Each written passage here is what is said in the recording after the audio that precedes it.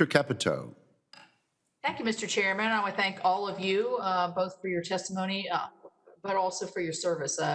Greatly appreciate the complexity of a lot of the issues that you're dealing with. In 2015, I launched my West Virginia Girls Rise Up program to encourage young women to take on leadership roles and to build and encourage the future leaders in America. There was a recent Wall Street Journal article that referenced a study that found that 78% of 5th through 8th graders, girls in particular, were lonely and isolated during this pandemic time, and certainly understandably so.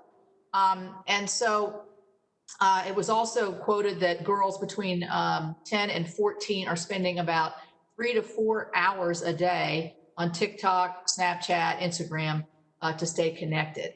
So as children and teens turn to more social media platforms to stay connected, what is the Commission doing to ensure that companies who collect user data are not violating the Children's Online Privacy Protection Act? And I'd ask the Chairman that question. Thank you, Senator. So we're monitoring the market very carefully. We've given advice to ed tech providers. We've given advice to schools. We've given advice to parents, consumers.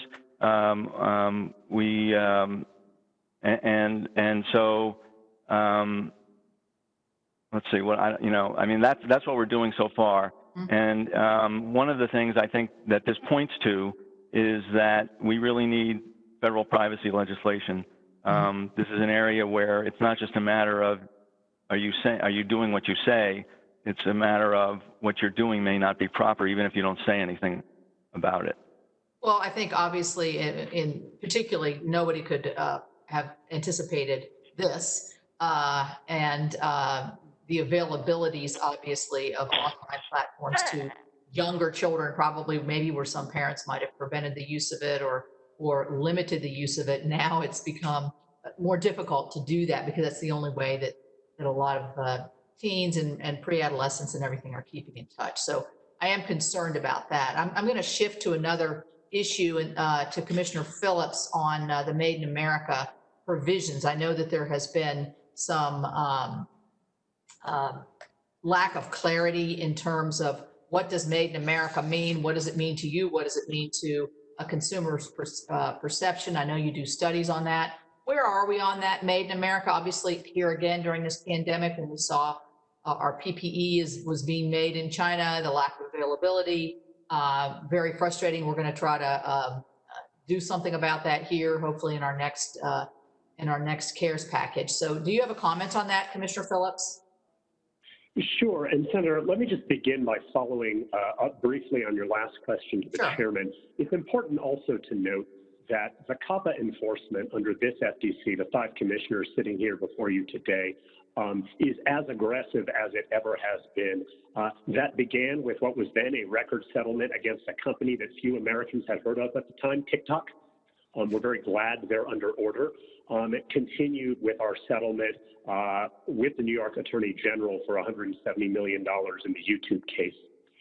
On Made in the USA, we're continuing to do our enforcement. We had a big case recently against Williams-Sonoma. We're also in the process of doing a rulemaking. I have to tell you, I dissented from that. But the reason that I dissented is something very much within your power, and that was I didn't think that we had the authority to make the rule that we were trying to make. That's a pretty easy legislative fix, even though legislation, as we all know, is hard. And that's certainly something that Congress can address and that I can work with you on going forward. Thank you. Thank you. I'm going to go to Commissioner Slaughter. She just gave me a little chat and said she had some comments. So that's the beauty of technology. Yes, Commissioner. Thank you so much, Senator. I just wanted to echo your comments about the importance of thinking about how our children are being affected by all of the online activity that they're engaging in. And particularly, thank you for your leadership in addressing the mental health issues for young women. I have 3 daughters, and this is something I think about all the time. And I just point out to you that COPPA does give us some specific authority for children's privacy, but only for kids 13 and under, and only basically to give parents permission and to require reasonable data security. It doesn't give us the same sort of general authority to engage in protection against abusive privacy and data practices that you're referring to, especially for teenagers. So I really hope that this is something that Congress will think about as you continue to discuss data privacy legislation.